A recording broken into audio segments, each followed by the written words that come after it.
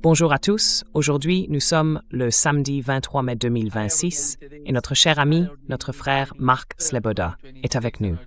Bienvenue à nouveau, Marc. Merci Nima de m'avoir invité. C'est toujours un honneur et un plaisir d'être sur Dialogueworks. Oui,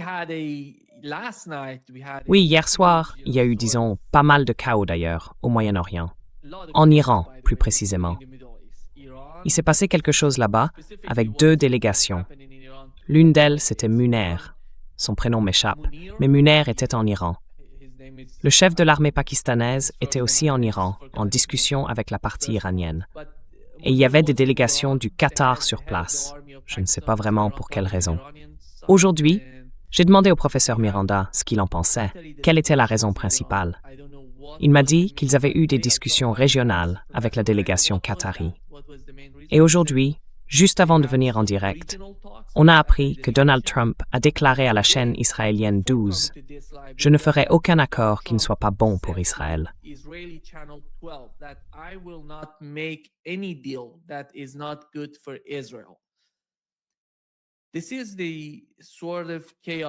C'est ce genre de chaos dans lequel on vit en ce moment. Personne ne sait s'il va y avoir une attaque ou non. Hier soir, beaucoup de gens parlaient d'une attaque imminente. Il y avait même des informations venant d'Irak et de Syrie, disant que des avions de chasse se dirigeaient vers l'Iran. Finalement, rien ne s'est passé hier soir. Je ne sais pas si ce soir, on va avoir une attaque ou peut-être une annonce. Mais ce que je peux dire, à mon avis, c'est que ce qui ne changera pas, c'est la position iranienne. Parce qu'on entend sans arrêt qu'ils répètent « Nos conditions de base, nos points essentiels restent les mêmes. Ils n'ont pas changé. » Quelle est votre lecture de la situation?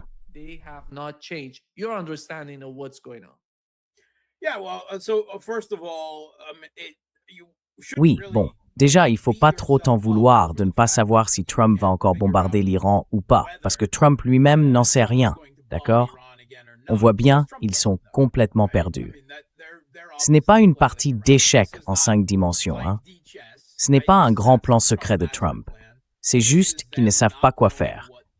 Ils bluffent, ils fanfaronnent, puis ils reculent, ils envisagent des options, ils testent un plan A complètement fou, puis un plan D tout aussi absurde, et ils cherchent une porte de sortie à la situation dans laquelle Trump s'est lui-même enfermé.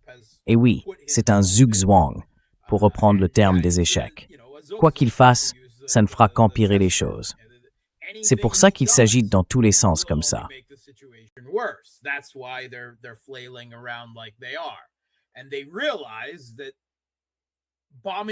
Et ils se rendent compte que bombarder à nouveau l'Iran a, disons, 9 chances sur 10 de ne rien changer du tout. Ils tueront peut-être quelques dirigeants iraniens de plus. Ils détruiront encore quelques infrastructures, mais ça ne fera pas capituler l'Iran. Ça ne les fera pas céder. Et ça ne fera pas renoncer Téhéran à son contrôle sur le détroit d'Ormuz. Mais ils n'ont pas vraiment d'autres bonnes options. Ils ne peuvent pas simplement accepter la défaite et s'en aller, n'est-ce pas? Parce que l'Iran contrôle le détroit d'Ormuz. Tant que c'est le cas, même Donald Trump ne peut pas transformer ça en victoire. Enfin, il essaiera peut-être à un moment donné, mais il y a très peu de chances qu'il y parvienne.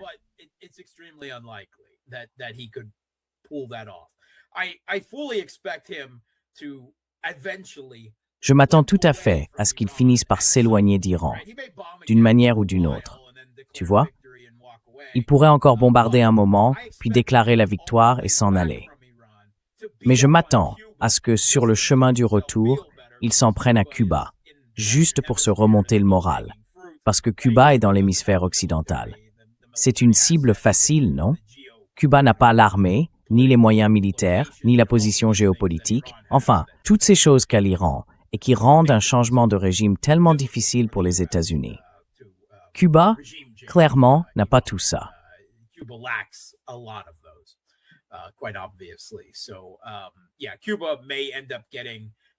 Alors, oui, il se pourrait bien que Cuba se fasse avoir, à cause, disons, de la frustration accumulée de Trump vis-à-vis de l'Iran en partant.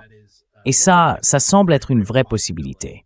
Mais qu'il décide ou non de bombarder à nouveau, même lui n'en sait rien pour l'instant. Il se rend compte que probablement ça ne changera rien.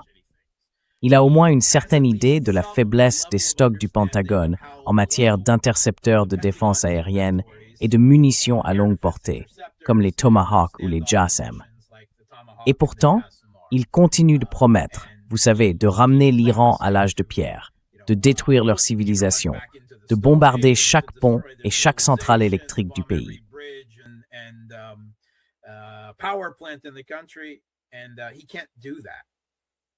Et ils ne peuvent pas faire ça. Ils ne le peuvent pas parce qu'ils n'ont plus les munitions à longue portée nécessaires pour le faire. Regardez la Russie. Elle frappe les infrastructures électriques du régime de Kiev depuis, au moins 3 ans maintenant. Et oui, aujourd'hui, tout ça vacille et ils peuvent frapper localement et couper le courant quand ils le veulent. Évidemment, ils ne cherchent pas à tout détruire. Ils n'ont pas pris cette décision. Mais le fait est que ça leur a pris beaucoup de temps pour détruire le système de défense aérienne soviétique hérité par l'Ukraine, puis pour éliminer le système de défense aérienne occidentale, importé un peu n'importe comment, qu'ils avaient installé, avant de commencer à démanteler les infrastructures électriques, morceau par morceau.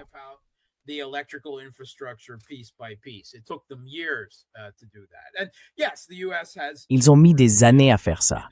Et oui, les États-Unis ont des moyens aériens un peu plus avancés que la Russie, mais pas tant que ça.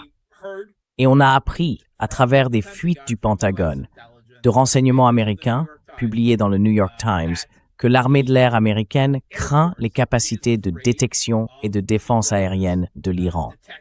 En gros, si elle entrait dans l'espace aérien iranien pour utiliser des munitions plus proches plutôt que des munitions à distance, comme les bombes planantes ou les JDAM, dont elle dispose en bien plus grand nombre, elle mettrait alors sa propre aviation en danger, parce que l'Iran possède désormais plusieurs nouveaux systèmes de défense aérienne.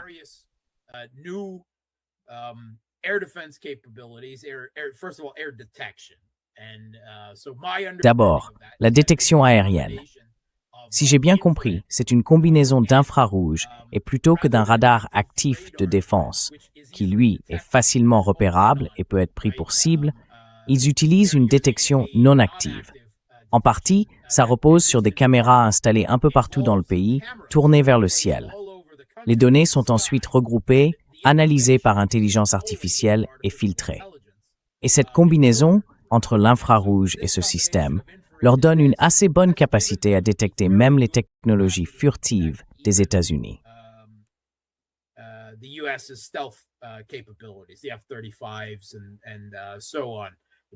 Vous avez des F-35 et aussi certains B-2 et tout ça. Et ils ont encore, évidemment, suffisamment de moyens de défense aérienne, des systèmes de lancement et des intercepteurs. On a vu tous ces avions américains tomber du ciel dans les quelques jours avant le début du cessez-le-feu. Et ça, c'était dans les grands médias occidentaux. Ce n'est pas nous, les médias alternatifs, qui disons ça. Non, ça vient d'eux. Et eux-mêmes reconnaissent que l'Iran a beaucoup trop de capacités dans ce domaine. Et d'abord, c'est très intéressant d'entendre ça. On a eu énormément de fuites venant du renseignement et de l'armée américaine ces dernières semaines.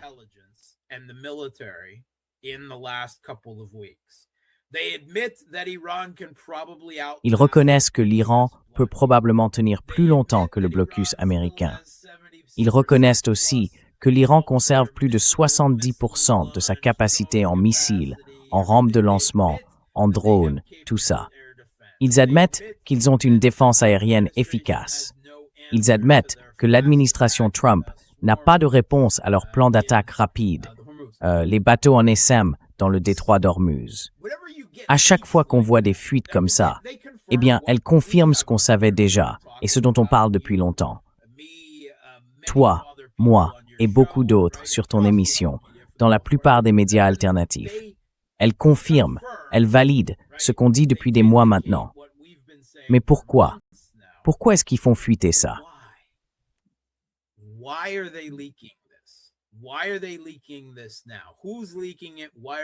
Pourquoi est-ce qu'ils font fuiter ça maintenant? Qui fait la fuite? Pourquoi eux? À chaque fois qu'il y a une fuite comme celle-là, il faut se demander qui en est à l'origine et pourquoi. D'après ce que je peux comprendre, ce sont des éléments à l'intérieur de l'État profond américain, vous voyez, à l'intérieur de l'appareil du renseignement, du Pentagone. C'est comme un cri désespéré pour alerter sur la gravité de la situation dans laquelle se trouvent les États-Unis et pour essayer de détourner Trump d'une nouvelle attaque.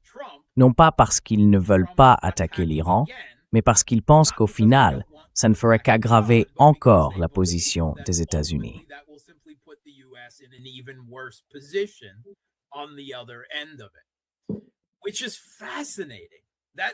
C'est fascinant, parce que, enfin, c'est vraiment le signe d'une situation très mauvaise, quand leur propre état profond, ou du moins certains de ces éléments, en arrivent là.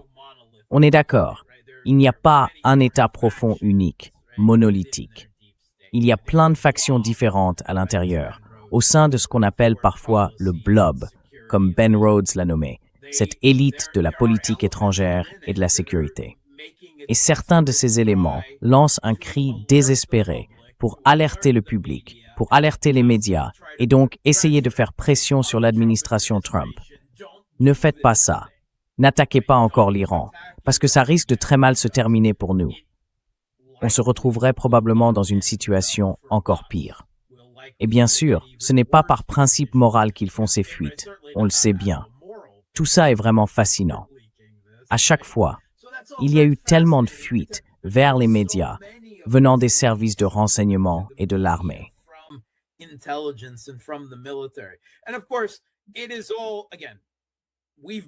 Et bien sûr, tout ça, encore une fois, on le dit depuis longtemps dans les médias alternatifs. Et c'est presque à l'opposé complet, à 180 degrés, des propos absolument fous, déséquilibrés, puérils, de ce gamin mégalomane qu'est Donald Trump. Et je ne sais pas trop, je ne suis pas historien, mais comme beaucoup, j'imagine parmi le public, je suis passionné d'histoire, vraiment. Et moi en particulier, j'aime beaucoup l'histoire ancienne. Et j'en suis venu à la conclusion que Donald Trump, c'est un peu l'empereur Commode de l'Empire romain. Celui qui se battait, vous savez, celui dont le film Gladiator s'est inspiré, en mélangeant plusieurs éléments. Mais oui, il y avait quand même des choses un peu vraies là-dedans. Enfin, le vrai empereur Commode, c'était bien celui qui, oui, se battait dans le Colisée et tout ça.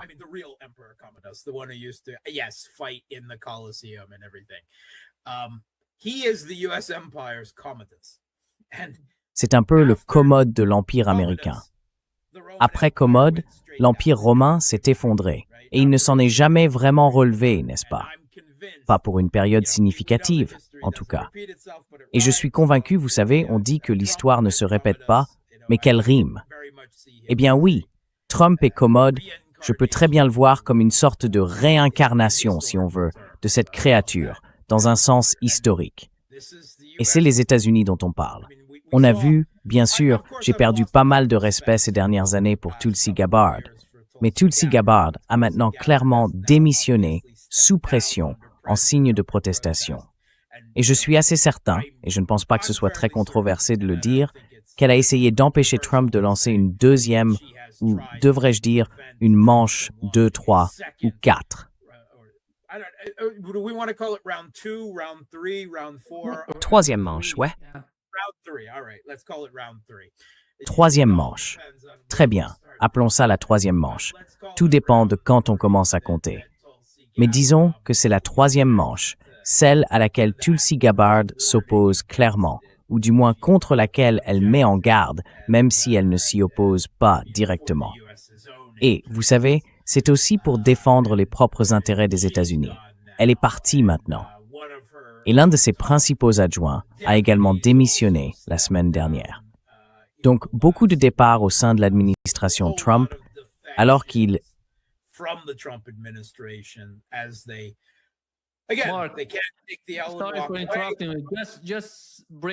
Dernière nouvelle. Selon des informations venues du Pakistan, d'Arabie Saoudite et du Qatar, un protocole d'accord entre l'Iran et les États-Unis pourrait être annoncé dès demain.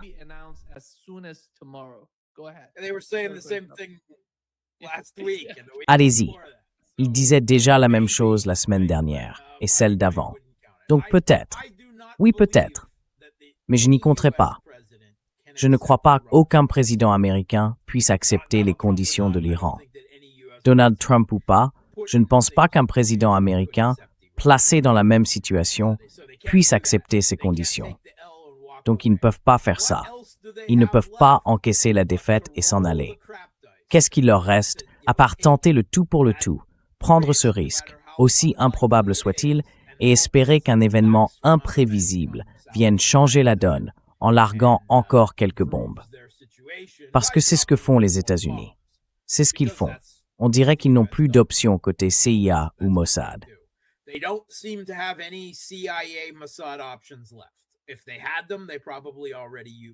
S'ils les avaient, ils les auraient sans doute déjà utilisées. Donc maintenant, ils n'ont plus que, vous savez, les bombes, les munitions à distance et tout ça. Et pour l'instant, ils n'ont encore rien obtenu. Peut-être ils vont tuer Mojtaba Hamid. Peut-être qu'ils vont éliminer, encore une fois, quelques dirigeants des gardiens de la Révolution, et ainsi de suite. S'ils bombardent à nouveau, c'est presque sûr que c'est ce qu'ils essaieront de faire. Et ensuite, ils essaieront de dire que c'est un deuxième changement de régime. Et si rien ne change, ils diront quand même, eh bien, on a renversé le régime, on les a bombardés, ils n'ont plus rien, et maintenant on s'en va. C'est fini pour nous. Et ils s'en lavent les mains. C'est une vraie possibilité. Maintenant, s'ils étaient un peu plus raisonnables, ils pourraient à ce stade simplement faire ça, sans recommencer à bombarder. Mais je ne pense pas qu'ils soient raisonnables. Je ne pense pas qu'ils soient logiques ou rationnels. Donc ce serait une erreur de croire, de se dire qu'une personne sensée s'arrêterait maintenant avant que la situation n'empire. Mais ce ne sont pas des gens sensés. Alors, c'est toujours dangereux d'essayer de se mettre dans la tête de quelqu'un qui ne l'est pas, qui n'est pas rationnel. Mais malheureusement, c'est ce qu'on doit faire, nous, en tant qu'analystes et journalistes, quand on couvre ce genre de choses. Et oui, disons que c'est un peu risqué pour notre propre santé mentale de le faire trop souvent.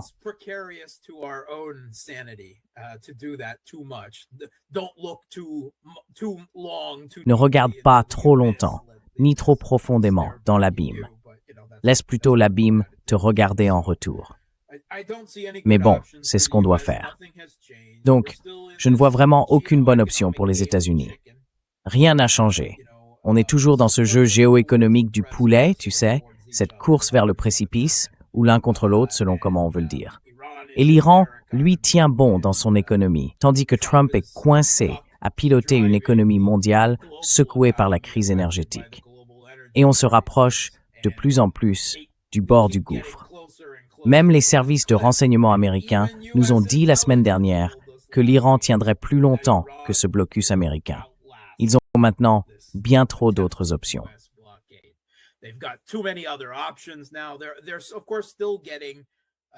Ils continuent, bien sûr, à faire sortir des navires en longeant les côtes pakistanaises et indiennes.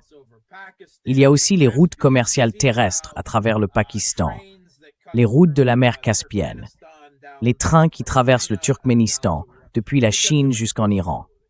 Ils ont tout simplement trop de possibilités. On peut affaiblir leur économie, ça ne fait aucun doute.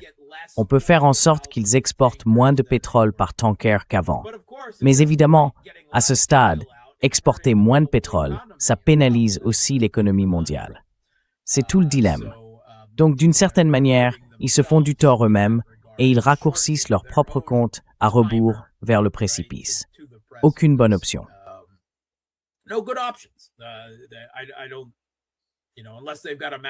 Je veux dire, à moins qu'ils aient une sorte d'étoile de la mort magique ou quelque chose comme ça. Et apparemment, même les Européens étaient tellement inquiets qu'on sait maintenant ce qu'ils pensaient quand Trump s'est mis, il y a quelques semaines, à parler de, vous savez, mettre fin à la civilisation iranienne. Ils étaient inquiets. Les dirigeants européens craignaient qu'ils ne finissent par utiliser l'arme nucléaire, par frustration. Et même les Européens avaient peur de ça. On en avait parlé à l'époque, c'était une possibilité effrayante, mais qu'on ne pouvait pas écarter. Et ça reste une possibilité, bien sûr. On aime penser que certains généraux américains l'en empêcheraient, qu'ils refuseraient d'obéir à un tel ordre. Mais en réalité, on n'en sait rien. On n'en sait rien. Alors vous voyez, on est tous là, en ce moment, à attendre le prochain délire mégalomane sur les réseaux sociaux de cet homme complètement déséquilibré. On retient notre souffle. Ah, Trump annule. Il n'assiste pas au mariage de son fils. Il ne fait pas sa partie de golf du week-end parce qu'il est à la Maison-Blanche, non? C'est presque surréaliste, non? Le monde dans lequel on se retrouve. Et on dit souvent qu'il y a un débat permanent en relations internationales, sur le rôle des individus, sur la question de l'action personnelle, face au système, aux institutions, au poids de l'histoire, de la culture et tout ça. Mais comment peut-on dire que même si ce n'est pas le facteur décisif, un homme aussi puissant, obsédé par le pouvoir et aussi instable que Donald Trump, ne crée pas à lui seul, dans une très large mesure, cette situation chaotique?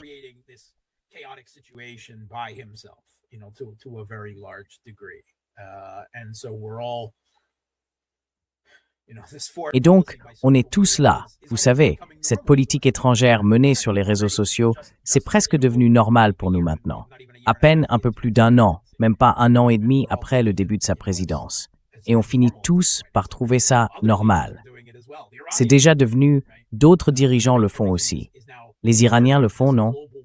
Tout fait désormais partie de ce grand théâtre public mondial où les événements se déroulent sous nos yeux. Et bien sûr, quand on joue pour le public comme ça, on modifie aussi, consciemment ou pas, son propre comportement parce qu'on est sur une scène publique. Et ça, franchement, ça ne me rassure pas du tout sur la situation actuelle, parce que c'est pas une bonne chose. Ça rend les reculs plus difficiles. Ça complique les concessions.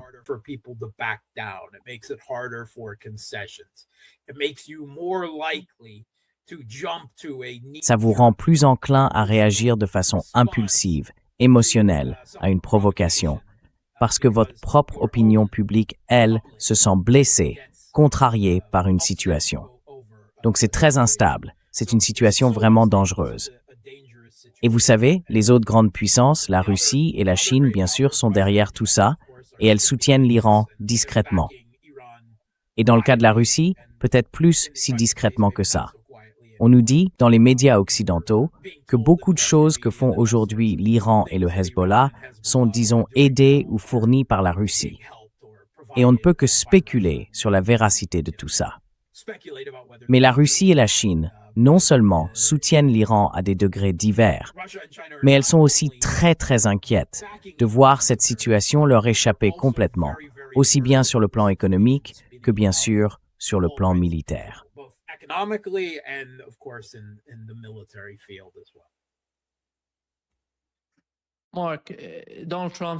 Mark, Donald Trump a déclaré à CBS News que nous nous rapprochons de plus en plus d'un accord avec l'Iran.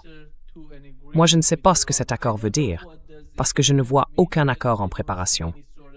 Au mieux, ce sera un protocole d'entente, ce qui ne veut pas dire qu'il y aura un véritable accord ou un vrai deal.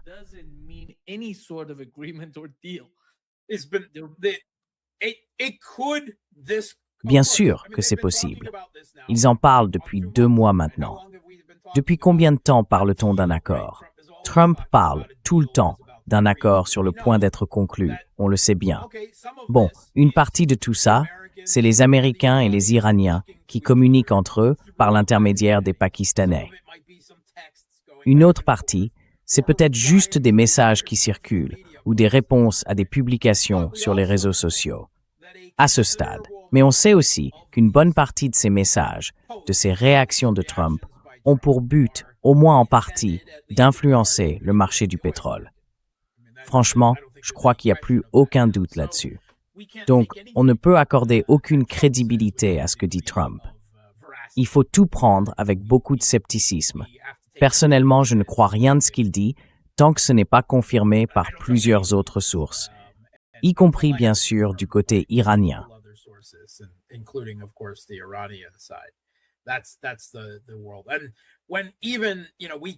C'est ça, le monde. Et quand, franchement, on ne peut même plus croire un mot de ce qu'il dit, comment voulez-vous que les Iraniens fassent confiance aux États-Unis dans un accord, de toute façon? Alors, hier soir, pendant que je terminais ce que j'avais à faire, j'ai entendu qu'Axios et d'autres disaient qu'un accord était sur le point d'être conclu. Et au même moment, les Iraniens affirmaient que non, que c'était faux, qu'il n'y avait aucun accord, qu'on était dans l'impasse. Et il y a quelques heures, j'ai entendu dire que, soi-disant, les Iraniens avaient proposé de renoncer à leur contrôle du détroit d'Ormuz. Mais ça venait des médias occidentaux. Alors, est-ce que c'est vrai? Ou est-ce que c'est encore de la désinformation destinée à orienter le récit et donc à influencer les événements eux-mêmes, ou au moins à faire bouger les marchés pétroliers, même temporairement?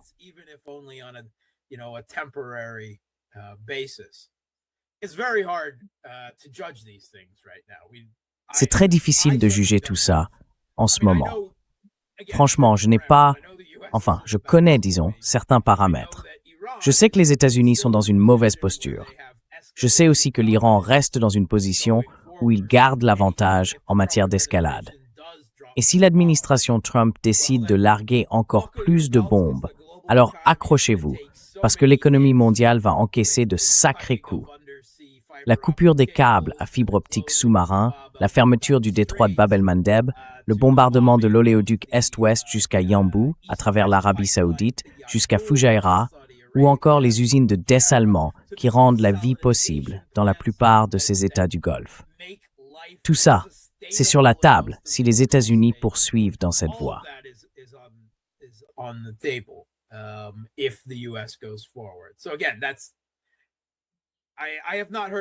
Encore une fois, je n'ai entendu personne avancer un argument qui me ferait douter du fait que l'Iran a l'avantage dans cette logique d'escalade.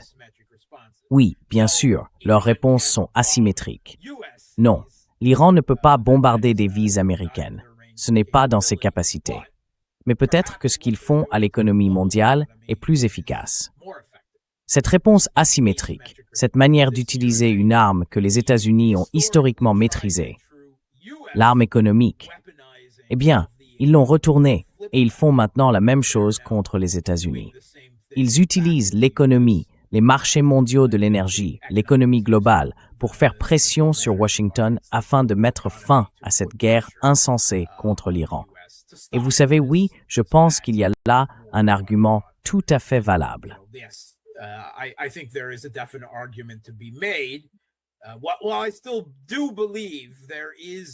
Je continue de penser qu'il y a une certaine utilité à une dissuasion stratégique, à l'arme nucléaire. Mais beaucoup de gens soutiennent depuis longtemps que la fermeture du détroit d'Ormuz, c'est en quelque sorte l'arme nucléaire de l'Iran. Et aujourd'hui, on sait que ce n'est pas seulement une option nucléaire, mais une option nucléaire utilisable avec des effets bien réels, n'est-ce pas? Donc, on peut aussi dire que l'Iran n'a peut-être plus besoin d'une dissuasion nucléaire à l'avenir, puisqu'il détient déjà ce levier sur l'économie mondiale. Cela dit, c'est une question qui, au bout du compte, sera tranchée par le Conseil de sécurité nationale iranien et par le Guide suprême. Est-ce que cela suffit ou faut-il maintenir cette forme de dissuasion stratégique pour la suite?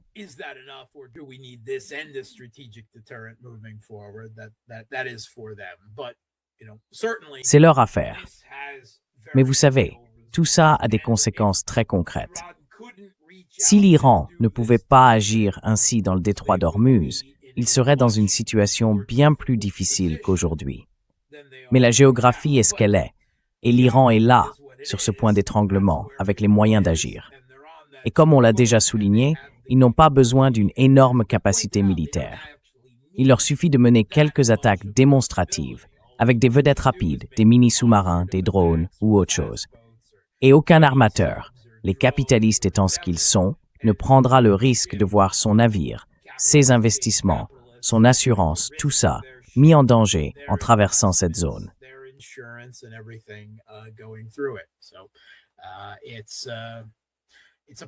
C'est donc une capacité très puissante que possède l'Iran. Vous savez, on sait depuis longtemps qu'ils l'ont. Et eux aussi savent depuis longtemps qu'ils l'ont.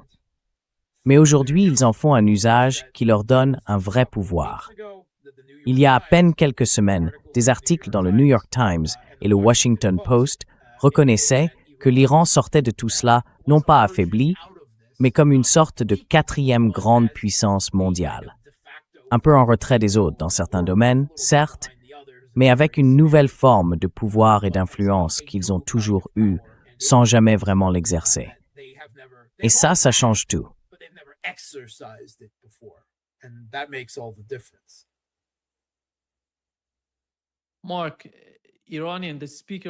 Mark, le président du Parlement iranien et le ministre des Affaires étrangères, Bagheri, ont déclaré que la question du détroit d'Ormuz est une affaire régionale. Ce n'est pas lié aux États-Unis. Cela concerne l'Iran et Oman, qui doivent en décider ensemble. C'est pour ça que, en ce moment, ce qui se passe en Iran, Mark, c'est qu'ils sont en train de formaliser le mécanisme du détroit d'Ormuz à travers le Parlement pour qu'il soit adopté et qu'aucun changement ne soit possible par la suite. Et c'est aussi pour cette raison qu'ils coordonnent actuellement avec le gouvernement omanais afin de finaliser ce point dans le cadre de la constitution iranienne. Quant aux pays du Conseil de coopération du Golfe, Mark, il faut se souvenir de ce qui s'est passé au cours des 3 dernières années, depuis 2023.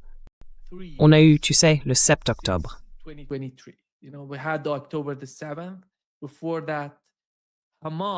Avant tout ça, avant que le Hamas n'attaque Israël, Israël était en train de normaliser ses relations avec les pays du Golfe, en même temps qu'avec la Turquie. Aujourd'hui, tout ça, c'est fini. Ce n'est plus le cas. Ce qui se passe maintenant avec les pays du Golfe, c'est qu'ils vont devenir plus dépendants de l'Iran et du détroit d'Ormuz qu'avant. Et ça, à mon avis, ça donnerait une certaine marge de manœuvre aux actes de résistance. C'est pour ça qu'Israël fait tout pour se rapprocher des Émirats arabes unis. Je ne sais pas exactement ce qu'ils font, mais d'une manière ou d'une autre, ils provoquent ou affaiblissent les Émirats pour les rendre plus vulnérables. En tout cas, ils essayent de tout faire pour diviser, pour créer une forme de fracture entre les pays du Golfe.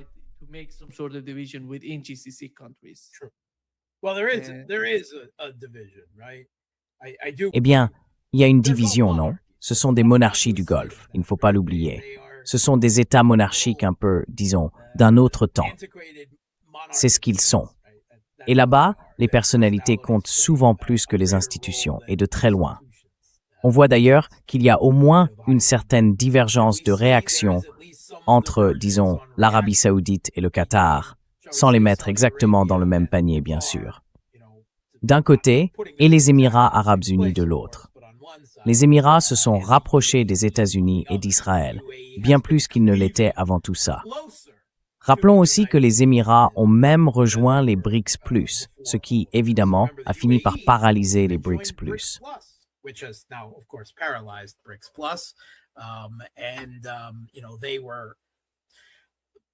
Tu sais, jusqu'à présent, ils menaient une politique étrangère à plusieurs vecteurs. Et l'Arabie saoudite, elle, a beaucoup hésité. On a entendu de certaines sources que Riyad aurait encouragé les États-Unis à aller de l'avant avec cette guerre, alors que d'autres affirment exactement le contraire. On ne connaît pas la vérité. En tout cas, moi je ne sais pas vraiment quelle est la position réelle de l'Arabie saoudite. Mais pour l'instant, ils semblent essayer d'apaiser la situation et d'évaluer leurs options. Au final, quand tout ça sera passé, les pays du Golfe seront plus vulnérables, non? À la fois sur le plan sécuritaire et sur le plan géopolitique, plus qu'ils ne l'étaient auparavant.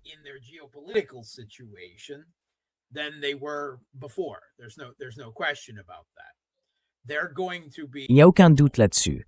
Ils vont se retrouver face aux États-Unis et à Israël, dont la puissance, l'hégémonie au Moyen-Orient, s'est érodée, pas complètement disparue, mais affaiblie. Et en face, il y a l'Iran, qui devient, disons, dans une certaine mesure, grâce à son influence, à des moyens asymétriques surtout, mais aussi grâce à sa capacité démontrée de frappe à longue portée. Eh bien, c'est une forme de puissance dure, mais aussi une hégémonie grandissante au Moyen-Orient. Et ils vont en sortir à la fois renforcés et en colère.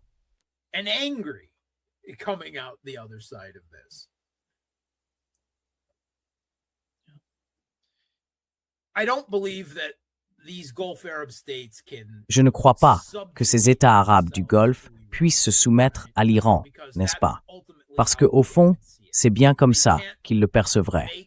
Ils ne peuvent pas non plus rendre leurs économies et leurs armées totalement dépendantes de l'Arabie saoudite.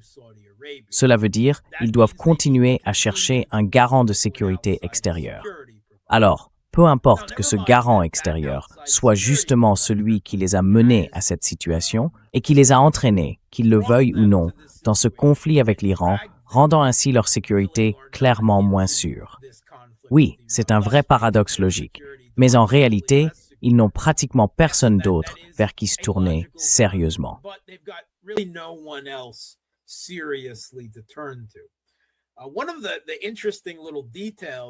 Un des petits détails intéressants qu'on a appris du récent sommet Russie-Chine, c'est que la Chine vend discrètement des armes aux pays du Golfe depuis tout ce temps.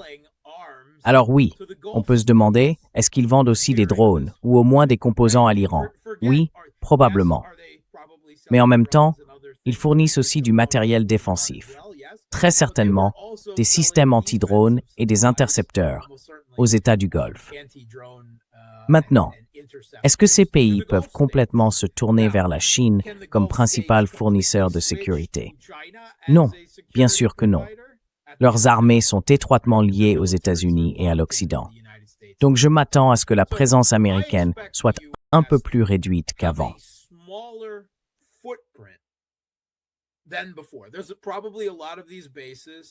Il y a sans doute beaucoup de ces bases qu'ils vont juger trop vulnérables face à l'Iran, sur le plan géopolitique comme militaire, pour prendre le risque de s'y exposer. Ils ne nous ont pas aidés contre l'Iran. En réalité, ils nous ont rendus plus vulnérables, parce qu'ils ont laissé une partie de nos forces exposées, que l'Iran peut frapper en retour. Vous voyez?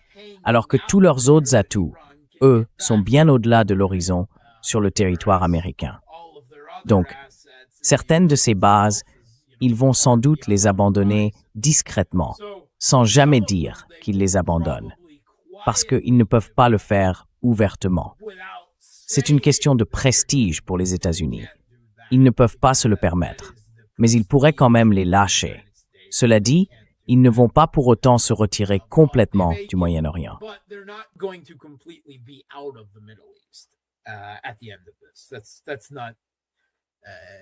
Au final, ce n'est pas l'Iran a beaucoup d'influence et de pouvoir, mais pas à ce point-là. Soyons honnêtes là-dessus.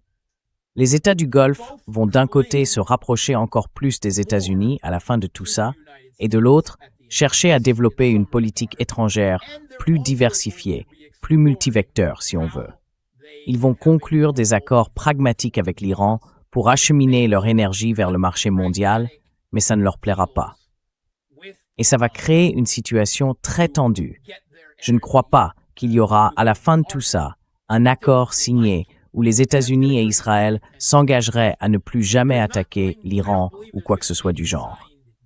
Ce n'est tout simplement pas possible. Ce n'est pas politiquement réaliste. Jamais. La levée des sanctions, ça doit passer par le Congrès américain. Et ça n'arrivera pas. Rendre à l'Iran ses fonds gelés, ça n'arrivera pas non plus. C'est politiquement impossible. Donc, quel que soit l'objectif final de tout ça, oui, ça va encore renforcer l'Iran sur certains points, mais au fond, ce sera juste repousser le problème de quelques années, jusqu'à ce que les États-Unis et Israël estiment en théorie qu'ils sont dans une position plus forte pour reprendre le conflit avec l'Iran. Ce ne sera pas une fin, ce sera seulement un compromis.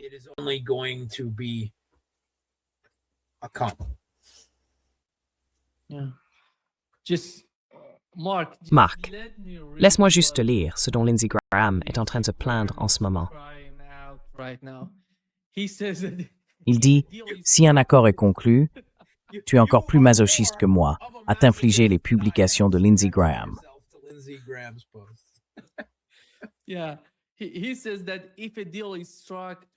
Oui, il dit que si un accord est conclu pour mettre fin au conflit iranien, comme on pense que le détroit d'Ormuz ne peut pas être protégé du terrorisme iranien, et que l'Iran garde la capacité de détruire les principales infrastructures pétrolières du Golfe, alors l'Iran sera perçu comme un pays dominant, une force avec laquelle il faudra trouver une solution diplomatique.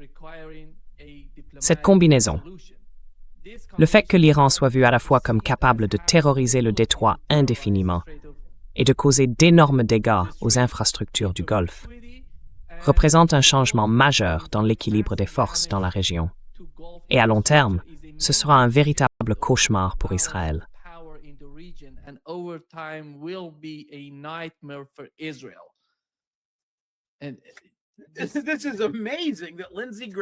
C'est quand même incroyable que Lindsey Graham admette tout ça. Souvenez-vous, il y a quelques semaines à peine, on avait Robert Kagan, non? Le grand néoconservateur lui-même, le mari de Victoria Nuland, l'un des architectes du néoconservatisme, de l'hégémonie américaine dans ce sens-là, celui dont même des dirigeants européens citent les livres comme référence à leur idéologie, disons exceptionnaliste, suprémaciste, presque messianique de l'exceptionnalisme. Eh bien, il a publié 2 articles ces dernières semaines. D'abord ce texte intitulé « Échec et mat à l'Iran », puis un second où il fait lui aussi une sorte de mea culpa, une marche de la honte en reconnaissant que les États-Unis ont été stratégiquement vaincus.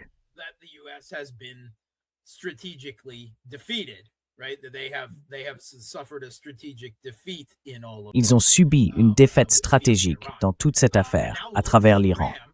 Et maintenant, Lindsey Graham commence en fait à tenir un discours cohérent en disant exactement les mêmes choses. C'est quand même remarquable. Je veux dire, il n'y a pas si longtemps, Lindsey Graham appelait littéralement à la colère et au feu contre l'Iran. Et aujourd'hui, il a été, disons, traîné jusqu'à la rivière proverbiale et forcé d'y boire. Enfin, je ne veux pas détourner l'attention des tragédies potentielles qui pourraient encore frapper le peuple iranien dans tout ça.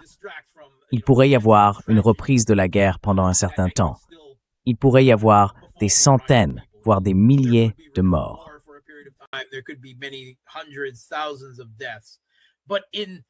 Je pense que personne ne sera surpris si ce soir, les États-Unis attaquent l'Iran. Personne ne serait surpris. Moi non plus, je ne le serais pas. Mais il y a comme un glas géopolitique qui résonne, et c'est devenu évident pour tout le monde. Même Lindsey Graham et Robert Kagan le voient. On assiste en ce moment à des événements vraiment spectaculaires.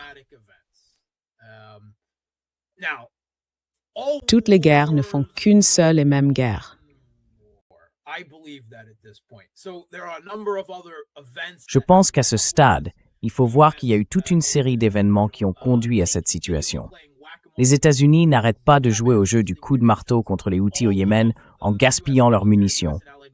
Tout le matériel militaire américain et allié qui a été perdu en Ukraine. Et ensuite, les États-Unis se sont lancés contre l'Iran. Ils ont dépassé les bornes. C'est le classique excès impérial et ils ont pris un sérieux revers. Ils essayent encore, au moins publiquement, de prendre un peu de distance avec la guerre en Ukraine. Et maintenant, avec ce qui se passe, ça fait trop de défaites pour l'hégémon, pour l'Empire américain, si on veut l'appeler comme ça.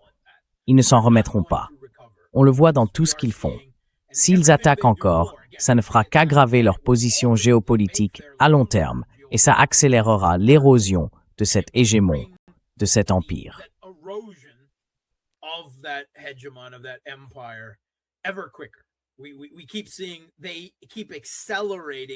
On voit bien qu'ils accélèrent eux-mêmes ce processus à cause de leur arrogance et de leur refus d'accepter les changements qui se produisent dans le monde, en essayant de s'accrocher à cette hégémonie.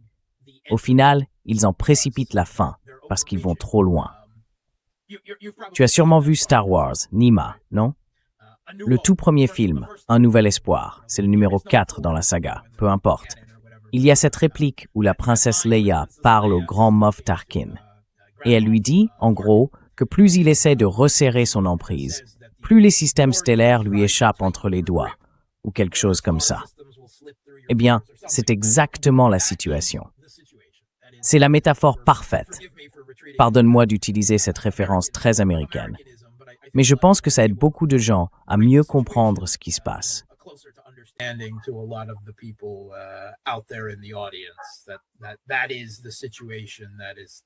Voilà la situation dans laquelle se trouvent les États-Unis en ce moment. Tout ce qu'ils font ne fait qu'aggraver leur propre situation. Et c'est pour ça qu'ils sont qu'ils deviennent très dangereux, évidemment. Parce que s'ils sont désespérés, s'ils risquent de perdre la face, de perdre leur carrière politique, leur position géopolitique ou militaire, bref, sur tous les plans, ils sont plus enclins à prendre des risques insensés, à faire des choses désespérées et dangereuses, simplement parce qu'ils ne peuvent pas l'accepter. Je veux dire, Trump continue d'affirmer qu'il est en train de gagner.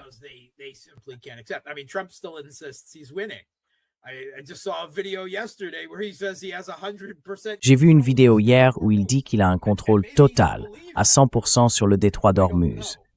Peut-être qu'il y croit, au moins en partie, je ne sais pas. Je ne peux pas vraiment voir à l'intérieur de sa tête. Et d'ailleurs, je n'en ai probablement pas envie. Mais c'est justement ça qui les rend si désespérés. Et donc dangereux, évidemment.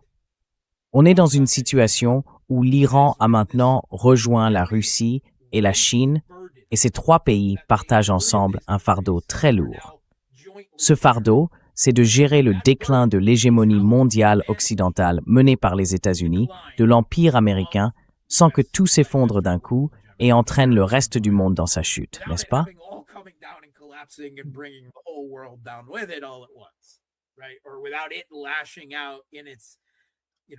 Ou sans que les États-Unis, dans leurs dernières années, ne se mettent à réagir violemment, à lancer des bombes nucléaires ou à faire quelque chose de désespéré et de fou à cause de ça. Ça veut dire qu'aujourd'hui, l'Iran a rejoint la Russie et la Chine, comme, disons, les adultes dans la pièce. Les vieux sages, en quelque sorte, qui estiment qu'ils doivent parfois réfléchir un peu différemment. Oui, bien sûr, leurs intérêts nationaux restent une priorité. Mais ils doivent aussi penser au-delà de ça, parce que l'avenir de l'ordre mondial, et même celui de l'humanité, dépend de leur capacité à gérer le déclin de l'Empire américain sans que tout parte en flammes. C'est un fardeau lourd à porter. Et souvent, ça les amène à décider de ne pas pousser les États-Unis trop loin, même quand ils en auraient peut-être l'occasion.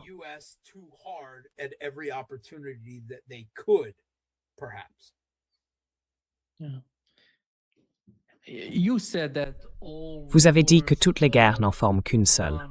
Et voilà que le Pentagone confirme exactement ce que vous venez de dire. Acheter des armes chez nous, et tout à coup il y a une pause. Qu'est-ce que vous entendez du côté taïwanais à propos de cette pause?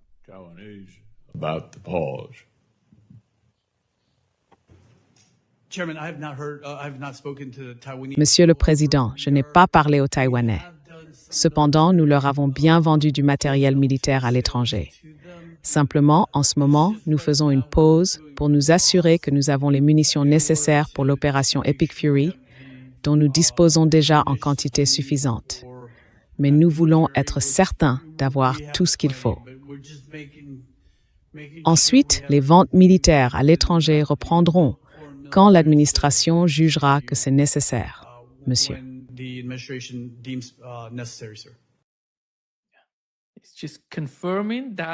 Ça confirme simplement pourquoi le gouvernement taïwanais ne reçoit pas les 40 milliards de dollars d'armes. C'est à cause de la guerre entre les États-Unis et l'Iran. Et on sait ce qui s'est déjà passé avant. Les États-Unis sont entrés en guerre contre l'Iran en Ukraine. Tout ça est lié.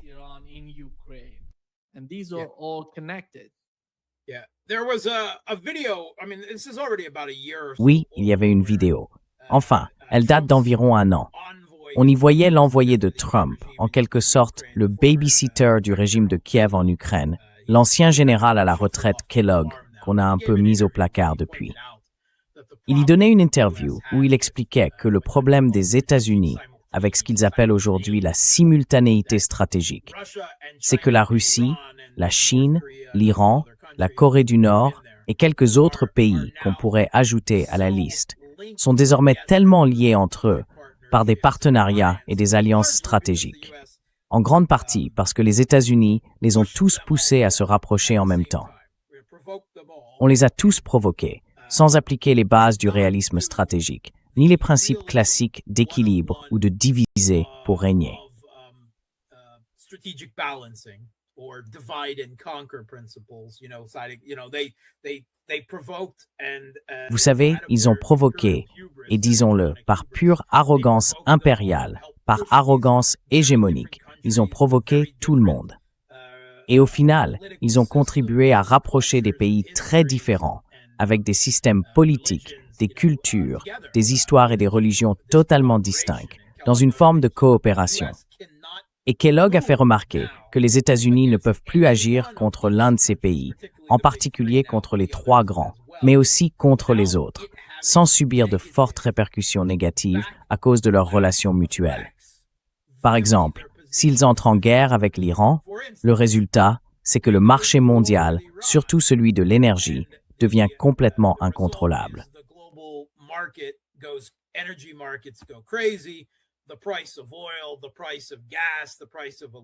Le prix du pétrole, le prix du gaz, le prix de l'aluminium, le prix de l'hélium, le prix des engrais, tous ces produits, qui sont aussi des sous-produits des industries des hydrocarbures, flambent complètement. Et bien sûr, la Russie profite de tout ça. Donc oui, on peut dire qu'ils font des cadeaux à la Russie. Et si ces dernières années, ils ont envoyé du matériel militaire au régime de Kiev en Ukraine, ça veut dire que quand il a fallu s'occuper de l'Iran, il leur restait moins de moyens disponibles, moins d'intercepteurs, moins de ressources pour agir. Ce n'est pas, disons, une sorte de partie d'échecs en 5 dimensions menée par Poutine ou par eux. C'est simplement que tout est désormais tellement interconnecté qu'on ne peut plus toucher à un seul fil sans que toute la structure en soit affectée. Et c'est bien là le problème.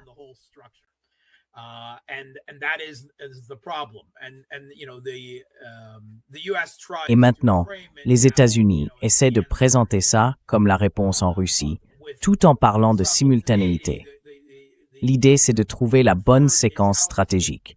Dans quel ordre s'en prendre à la Russie, à la Chine et à l'Iran, pour d'une manière ou d'une autre, préserver l'hégémonie américaine à la fin. Mais ils n'y arrivent pas, parce qu'ils se sont retournés contre l'Ukraine. D'abord, ils se sont attaqués à la Russie. On peut éliminer la Russie. Ah non, en fait on ne peut pas, leur économie est trop solide. On n'a pas réussi à l'écraser. On ne peut pas non plus les battre militairement.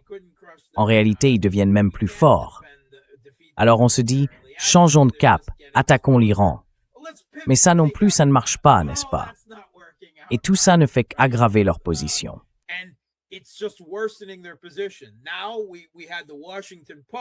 Il y a 2 semaines, tout le monde, y compris le Washington Post, en arrivait à la même conclusion que nous. Les États-Unis sont désormais dans une position trop faible. Leur stock restant de munitions, d'intercepteurs de défense aérienne et d'armes à distance ne leur permettrait pas de faire grand-chose contre la Chine. Si jamais la Chine décidait, ce qu'elle ne souhaite pas faire, de reprendre militairement sa province insulaire séparatiste de Taïwan, pour la soustraire à l'influence américaine. Autrement dit, il y aurait très peu que les États-Unis puissent faire. Et pour être honnête, je pense qu'ils n'auraient pas pu faire grand-chose de toute façon. Mais maintenant, leur position est encore pire, évidemment, parce qu'ils se sont attaqués à l'Iran de manière aussi massive.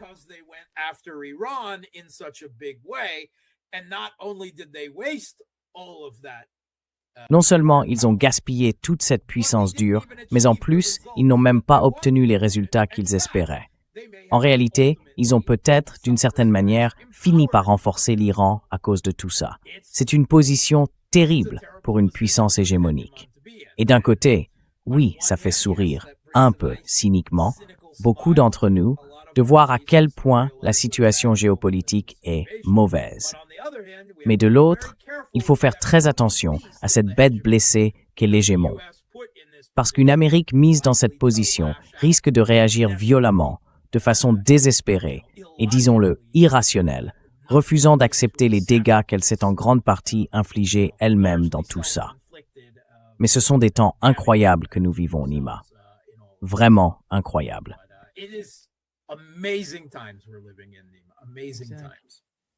Exactly. Just unbelievable. Exactement. C'est vraiment incroyable ce qui se passe en ce moment. Marc, merci beaucoup d'être avec nous aujourd'hui. Alors, allez sur le site de Marc Sleboda. Il est sur Boosty. Vous pouvez le voir juste à droite de Marc, boosty.to/therealpolitik. Allez-y. Je sais que vous pouvez trouver sa chaîne YouTube ou son Substack, mais il n'est plus actif sur ses comptes. Oui, Marc, tu utilises Boosty, hein? Yes, Mark, you're using Boosty. Again, I'm a Russian citizen living in Russia. Encore une fois, je suis un citoyen russe qui vit en Russie et tous vos gouvernements occidentaux m'imposent des sanctions. Du coup, je ne peux pas, vous voyez, subvenir à mes besoins via YouTube, Patreon, Substack ou Buy Me a Coffee. Mais Boosty, lui, résiste aux sanctions. C'est bon pour vous, c'est bon pour moi, c'est la seule plateforme qui fonctionne vraiment. C'est là que je me suis installé. Tout le monde peut me suivre gratuitement là-bas. Je mets toutes mes interviews avec Nima, Danny, Rachel, Garland, Crosstalk et toutes les autres choses que je fais. Tout ça est gratuit pour tout le monde. Mais j'ai aussi, pour ceux qui veulent s'exposer un peu plus à mon cynisme et à mon fatalisme, une formule d'abonnement. Vous pouvez me soutenir et devenir abonné. Je publie des heures et des heures de contenu exclusif pour eux, en plus de tout le reste, chaque semaine. Et on a un canal privé sur Discord pour discuter géopolitique et tout ce qui va avec. Et merci, c'était pas une publicité payée. And thank you. This was not a paid advertisement. Yeah, no. Please Oui, non. Allez-y, abonnez-vous. Abonnez-vous, vraiment. Il faut qu'on soutienne Marc Sleboda et le travail journalistique qu'il fait, parce que c'est important pour les médias alternatifs. Alternative media. We don't have Analyste, pas journaliste. Analyste, exactement. Toi, t'es journaliste. Yeah, exactly. Oui, exactement. Merci beaucoup, Marc, d'avoir été avec nous aujourd'hui. C'est toujours un vrai plaisir. As always. Merci de m'avoir. Merci.